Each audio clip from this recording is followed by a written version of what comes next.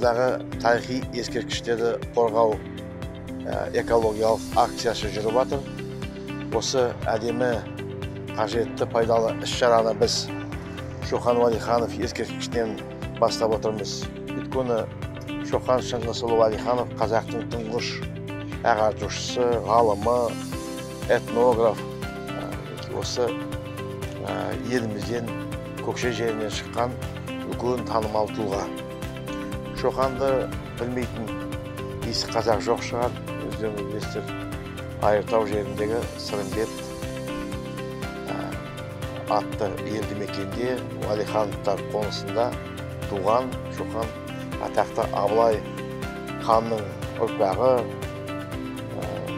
жасынан өте зерек болып, кейін Омбыдағы кадет корпусына оқуға түсіп, оны бітіріп, сосын барып Петербургте әскери бас штабта Азия департаментте қызмет істеп, бірақ әскери қызметті, әскери жолды таңдамай, Шоқан өзінің өмірін, қысқа ғана 29 жыл өмірін осы қазақ халқының тарихын, ауыз әдебиетін, шежіре аңыздарын зерттеуге арнаған.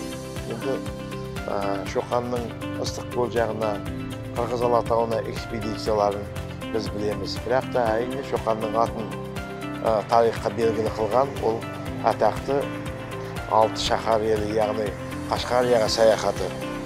Бүгін тарихта белгісіз болып келген, не болмаса жабық болған Қашқар жеріне мен алғашқы мәліметті алып, Шоқан оны Орыс географиялық қоғамында үлкен баяндама жасап, бүкіл әлемге паш етті.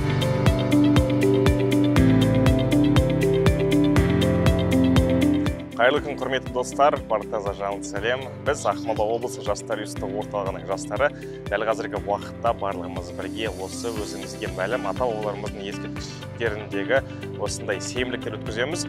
Барлықтарыңызды әр ескерткішке өздеріңіз сыйластықпен қарап, әр уақытта сенбіліктерге шығып, және де тазалай отырып, қаламызды тек қана барлығымыз көркейтіп, гүлдендіруге шақырамын. Дәл қазіргі уақытта біз өзіміз байқауымыз бойынша бұл ескерткіште көптеген вандализм көрінеді, себебі наклейкалар, әртүрлі жапсырмалар және де маркер мен бояулар бар екен. Бұндайдан аулақ болып, барлығымыз тек қана бұндай мұраларды барлықтарымызға керекті ата-бабаларымыздың ескерткішін әр уақытта тек қана алған нақыштандыра отырып, осындай әр сенбіліктерге шығып, қаламызды тазалыққа шақырамын.